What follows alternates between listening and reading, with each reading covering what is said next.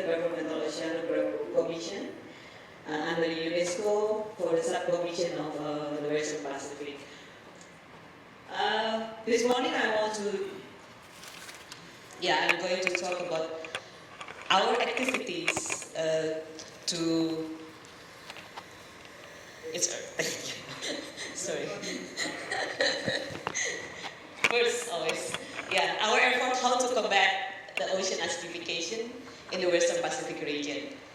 So ocean acidification is one of the climate change impact to the oceans. How is it and how we do it, I will share to you in my presentation.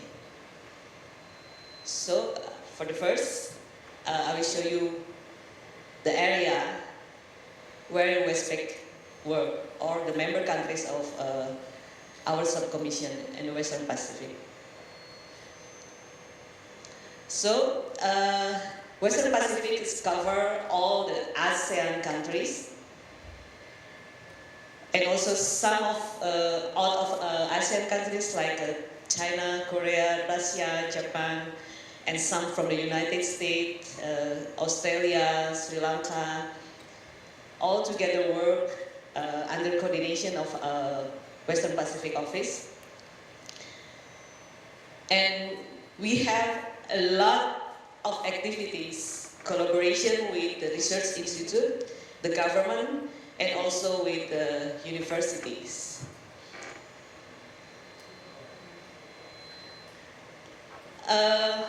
WESTPAC have a priorities area.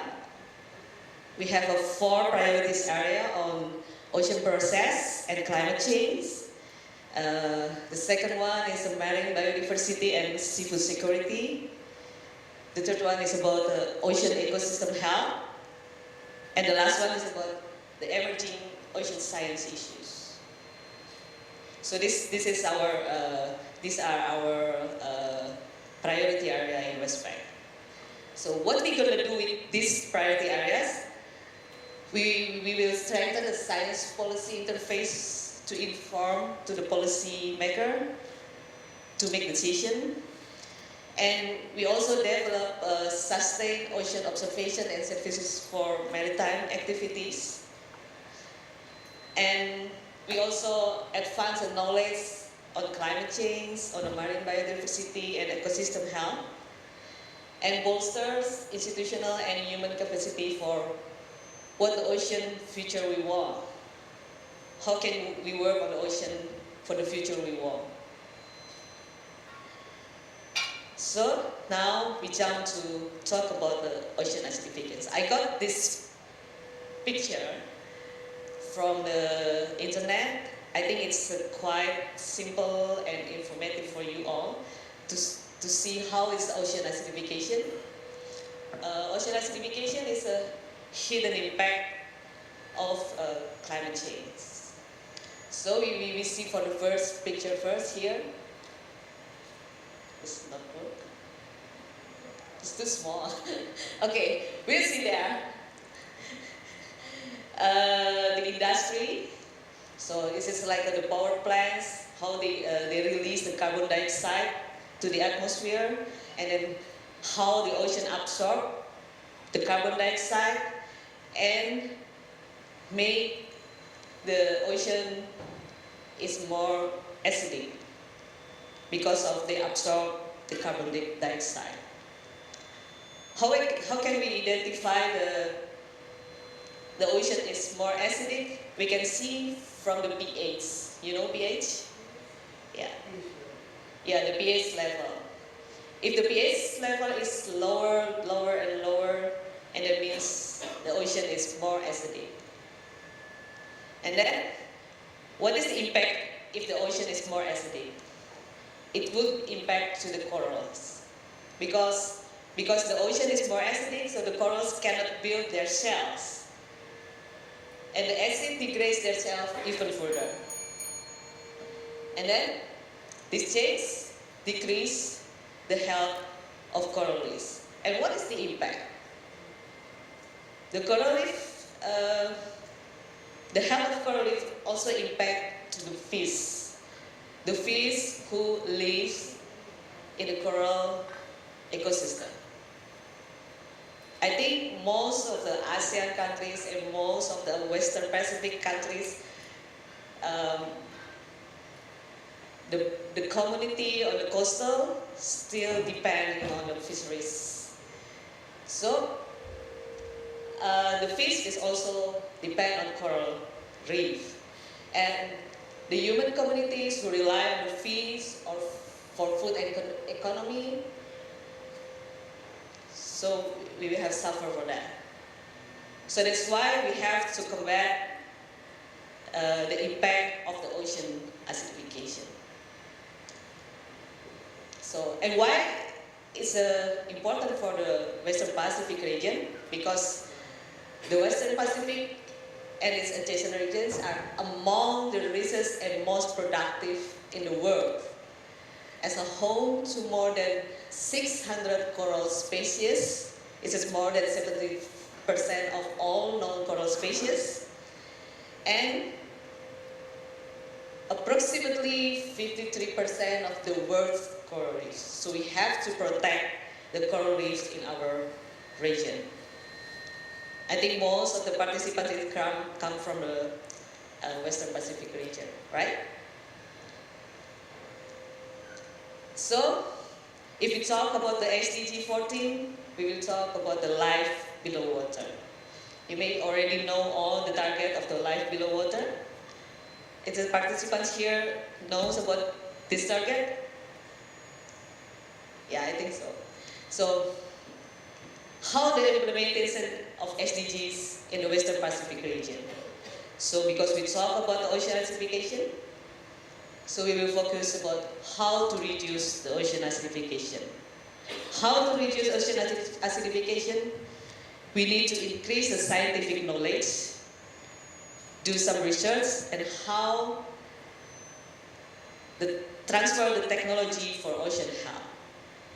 That's the WESTPAC, our office for the ocean to combat the ocean acidification. So,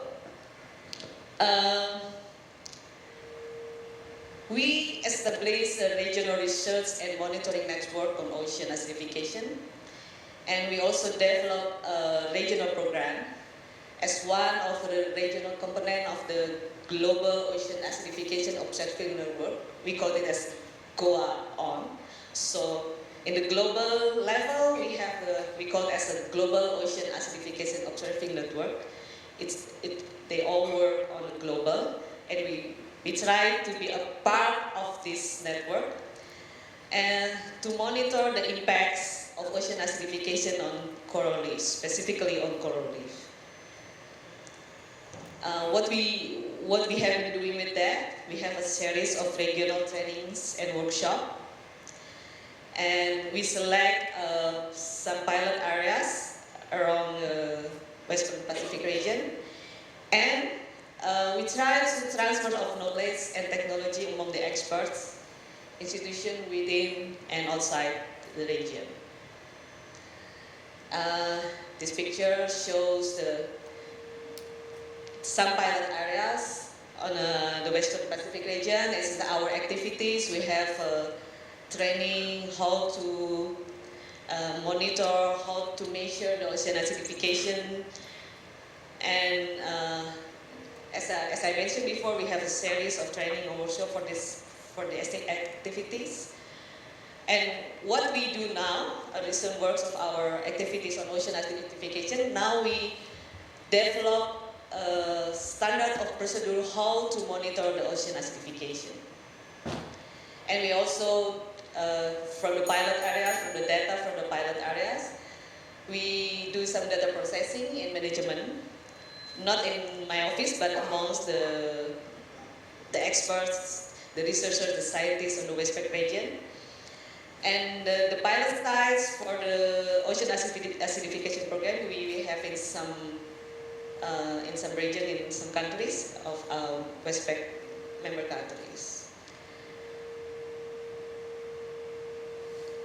And We also have a voluntary commitments during the UN Ocean Conference in 2017. Commitment on development and strengthening of the regional research and monitoring network as part of global efforts on the ecological impacts of ocean acidification for coral reef ecosystem. So how to involve the WESTPAC for the young scientists or for the young people? WESTPAC Office development of UNESCO IOC Regional Network of Training and Research Center on Marine Science. And how we do it? We do it with the training through research and engagement of early career scientists into WESTPAC research program. And we also established a WESTPAC Best Young Scientist Award and WESTPAC Young Scientist Travel Grant for this young science leader. And we also initiate to have a WESTPAC Young Scientist Forum. And this is a new one. In 2017, we also conduct of Bring Marine Science to School. So we went to school to implement to elementary school, to the high school, sharing our activities, how to do science on ocean. That's what we do for the young people. So how to see the WESTPAC activities? You can visit our website here, the iocwestpac.org. So you can see what we have. There's a news, events, and the priorities area working group capacity development you can see from the picture. Okay, I think I will stop my talk here. And what I'm going to say to you is I will invite you all, the young scientists, to do more on science. Because science is proven for evidence. And science is not negotiable. So I ask you all to have more on science and how to combat the climate change through more research and how to proven the impact through science. I think that's all. Thank you very much.